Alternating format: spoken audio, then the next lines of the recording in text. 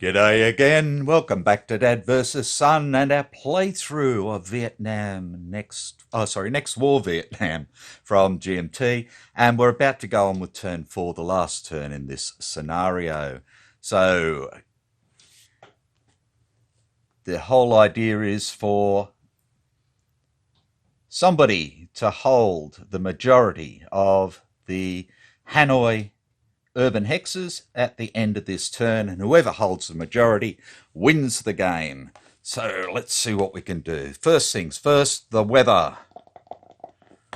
And it's a -2 still, so it's a 2, so we still have clear weather, which is great. Again, no supply.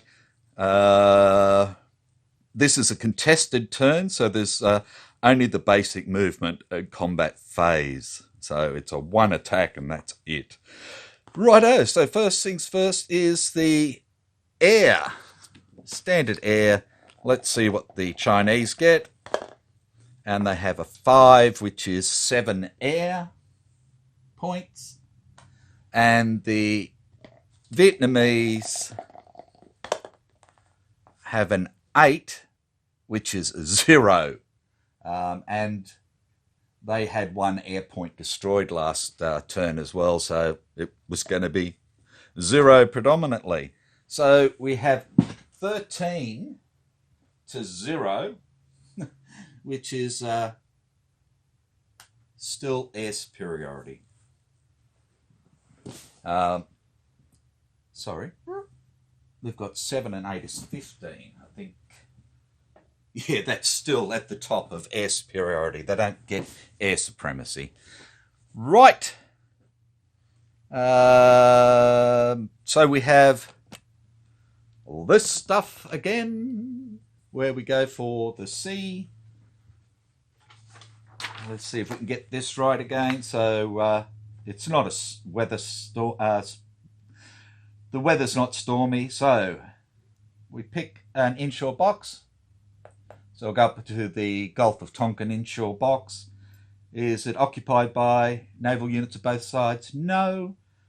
Is the associated at-sea box controlled by either side? Yes. It's controlled by the Chinese.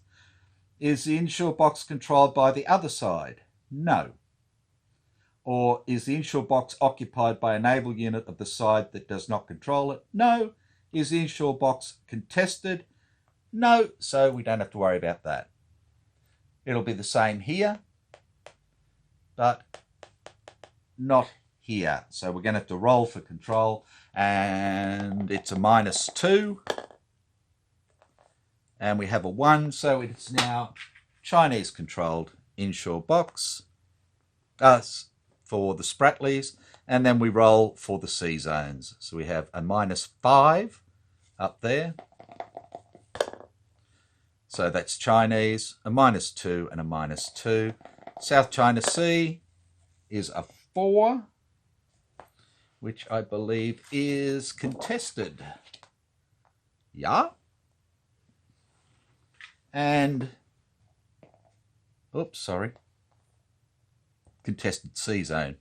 And for the Spratly Islands, and that stays Chinese. And that's our sea phase done.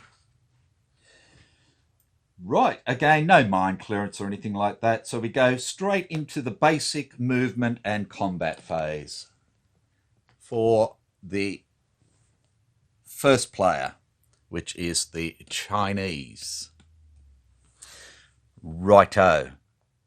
So first things are first, we can bring these units down into here now. I believe we have a motorised and a mech. Into marsh 6 and 8. Yep, so they can come straight down into here like that, which will help attacking into here. Can't do much else. What else do we want to move? Is there anything else we can move? we've got this fella up here, but he's not going to be able to do much. We've got these two up here. We could, maybe take out something like that, but it's not really going to help all that much either. So that is really about it. So where do we want to attack? Let's have a look. Chinese are not going to win this. Well, I suppose first thing we have to do is attack into here. So they have 3 and 2 is 5. We're looking at urban, defense by 2, so they have 10. If we attack in to urban, they get their full, but they're attacking from there. Okay, so we have 2 and 3 is 5. 6, 7, 8, 9, 10, 11, 12, 13, 14, 15 to 10. So that is in urban. 15 to 10 is 1.5 to 1. Straight up. We'll put artillery into there for these fellas. That takes us up to 2 to 1. Oh, sorry, I forgot my movement. So this bloke's going to fly down to here. That costs him 1. And this fella's going to fly down to here, and that costs him 1 as well. Because it's an air base rather than an airfield, it can take 2 choppers. So at the moment we have 2 to 1. The best they got there is a 5, and the best we have got is a 6. So this unit here will be the primary, the lead unit. So that gives us another to a 3 to 1.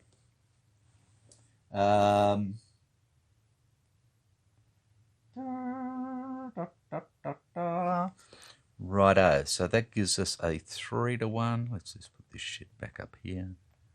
Leave that there.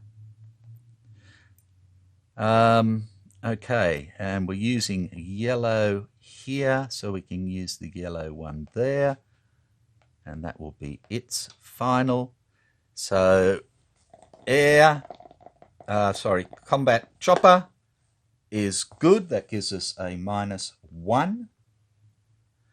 We have light infantry, which is a -1. We have more than one type of formation though, so we go down to -1 again. We're going to put 2 air in there. First one is good. Second one is good, so that's another -2, taking us to -3. What else can I put in there? Really nothing. Okay, so we have 3 to 1 at -3. Here we go. Sorry, and we have another -1 for having 4 attacking from 4 hexes. So we're at 3 to 1 -4, and we have a -2. Which gives us 1 attacker, 2 defenders, and a retreat. So we go 1 attacker, 1 defender, and he's gone. 2 attackers, he's gone. And a retreat, so we can move into here. And we will move these guys into here. Like that.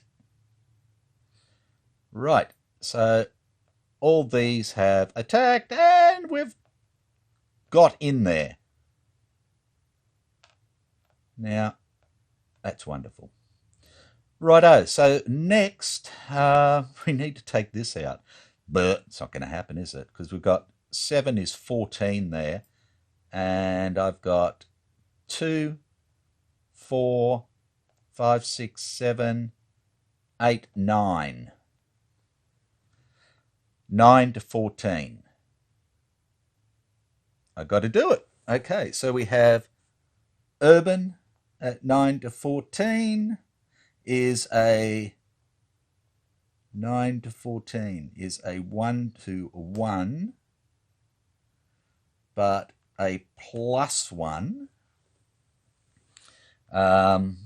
We'll use our artillery, which takes it to a 1.5 to 1. Oh, in fact, 9 to 14 was a 1 to 2, so we're back to 1 to 1. Sorry. 1 to 1, we can use our chopper,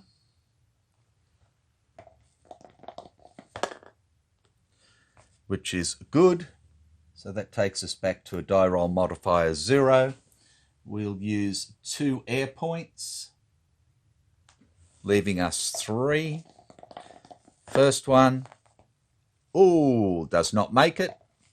And the second one does make it. So that gives us a -1. We have a 5 in here.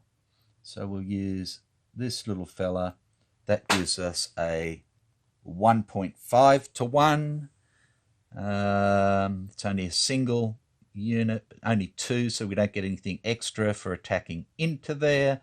We don't have any light infantry attacking into there, so that's it.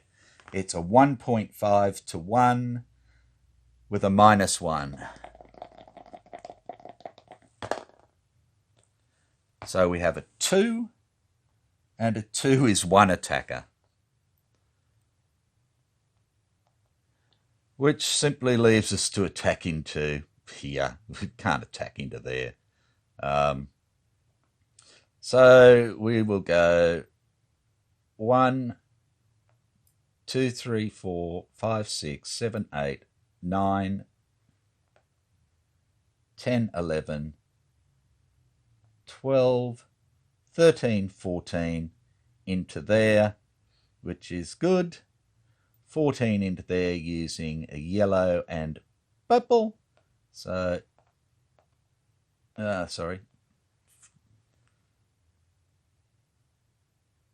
14 to 5 is 2 to 1 into marsh with a -1 left over. We use the yellow for a shift. We use the purple for a shift. And we'll use, only can use 2. So we've used those 2, which takes us up to 4 to 1. We use our purple chopper, which is good. That gives us a -2. And we can use our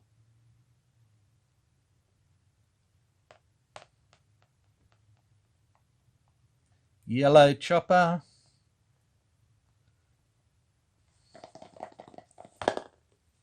which is good, gives us a -3. We use 2 more air points. No good. And good, which gives us a -4. This guy is a 5. I don't know if we've got a 6 left here. Yes, we do. So we'll use the motorized. That gives us a 5 to 1 in marsh, which puts us into the red columns for a -4. And we have 1, 2, 3, 4, 5 attacking into there, which is another -1. So we have 5 to 1 at -5, which gives us a 2. And a 2 is 2 defender losses and a retreat. So he's gone, and we get a retreat, so we can bring these units in like that. And that's basically it.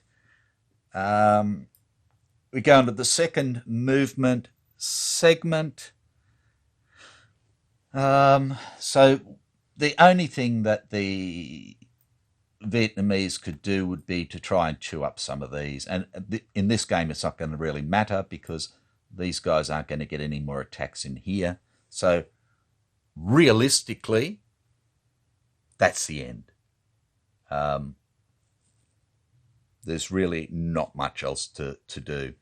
The Chinese had to take out either here or here this turn, and it was impossible for them to do it. They just couldn't get the units down there sufficiently. So the Vietnamese win. Yay! So all it means basically is, because this is only a 4-turner, the whole idea was the Chinese did this rapid sort of blitzkriegi sort of move to try and come on down, take out Hanoi before any international response could be made to support them, and they were unable to do so. So they basically diddly bop back to China before they get their bums kicked by any other allied forces or whatever else coming in to them. And that's about it. So next war, Vietnam, Third Indochina War redux, and it's basically worked out the same way as it did in 1979, except they've gotten a lot further south of the border than they did during that time. But the South Vietnamese have hung on by the skin of their teeth. Losses-wise, as you can see, the Vietnamese lost quite a few units, and the Chinese actually only lost 1 unit, and that's it. So considering the air superiority and all the rest of it, and what, 1, 2, 3 attack choppers against 1 attack chopper, yeah, I think the Vietnamese did really bloody well. So this game, from the standard rules, the hardest thing to get my head around is the double terrain in a hex. And it shouldn't be, realistically, because you get the same sort of thing even in Combat Commander. You have primary terrain and secondary terrain as such, or, terrain that will put a condition onto what you're doing. So it is not an overly difficult game in the standard rules whatsoever. I might try next Eastward Ho. And that's, again, just a 4-turner, and basically I think this one is just basically they're coming in this way this time rather than from the north. And then the Gates of Hanoi, I think, is a 16-turner where they come in both sides, and you can end up with the Allies coming in as well. So we'll just play it by ear, work out what we're going to do, and if I've screwed up too much, then apologies. I don't know what's happening. Reinforcements.